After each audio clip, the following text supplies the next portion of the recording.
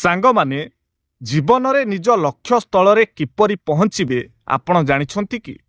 ତେବେ ଆସନ୍ତୁ ଶୁଣିବା ଏହି ଛୋଟିଆ କାହାଣୀଟିଏ। ଥରେ ଗୋଟିଏ ଆଶ୍ରମରେ ଦୁଇଜଣ ସାଙ୍ଗ ରହି ପାଠ ପଢ଼ୁଥିଲେ। ଜଣକ ନାଁ ଆଲୋକ ଆଉ ଜଣକ ନାଁ ବିବେକ। ସେମାନଙ୍କର ଶିକ୍ଷା ସମାପ୍ତ ହେଲା। ସେମାନେ ଘରକୁ ଯିବା ପୂର୍ବରୁ ଗୁରୁଜୀ ତାଙ୍କୁ ଡାକି କହିଲେ, ତୁମ ଦୁଇଜଣଙ୍କୁ ଏବେ ଗୋଟିଏ ପରୀକ୍ଷା ଦେବାକୁ ହେବ।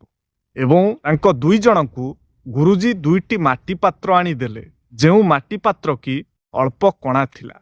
ଏବଂ ଗୁରୁଜୀ ସେମାନଙ୍କୁ କହିଲେ, ତୁମେ ପାଖ ନଦୀକୁ ଯାଅ ଆଉ ପାଣି ଆଣି ବଗିଚାର ଫୁଲ ଗଛରେ ଦେବ।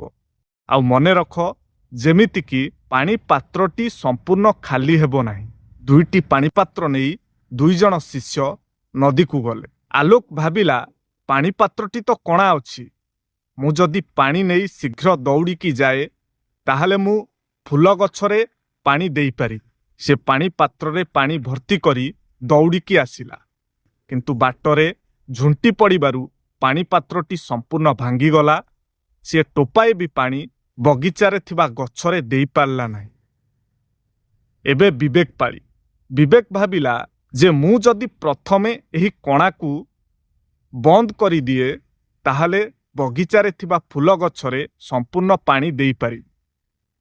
ସେ କିଛି ମାଟି ଆଣି ପ୍ରଥମେ କଣାଗୁଡ଼ିକୁ ବନ୍ଦ କଲା, ଆଉ ତାପରେ ଧୀର ସ୍ଥିରରେ ଶାନ୍ତ ଭାବରେ ପାଣି ପୂର୍ଣ୍ଣ କରି ବଗିଚାକୁ ଆସିଲା ଏବଂ ବଗିଚାର ଗଛରେ ପାଣି ଦେଲା।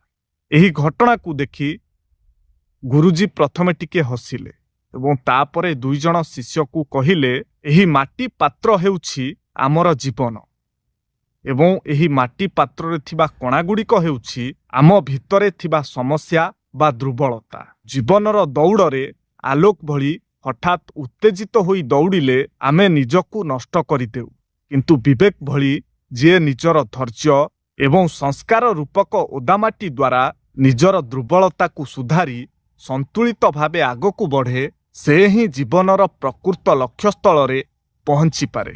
ତେବେ ସାଙ୍ଗମାନେ, ଏହି କାହାଣୀରୁ ଆମେ ଏ ଶିକ୍ଷା ପାଇଲେ ଯେ ଜୀବନରେ ସମସ୍ୟା ବା ଦୁର୍ବଳତା ସମସ୍ତଙ୍କ ପାଖରେ ଥାଏ, କିନ୍ତୁ ତରବର ବା ବିଚଳିତ ନ ହୋଇ ସନ୍ତୁଳନ ଓ ଧୈର୍ଯ୍ୟ ଧରି କାମ କଲେ ଯେକୌଣସି ପରିସ୍ଥିତିକୁ ସହଜରେ ସମ୍ଭାଳି ହେବ।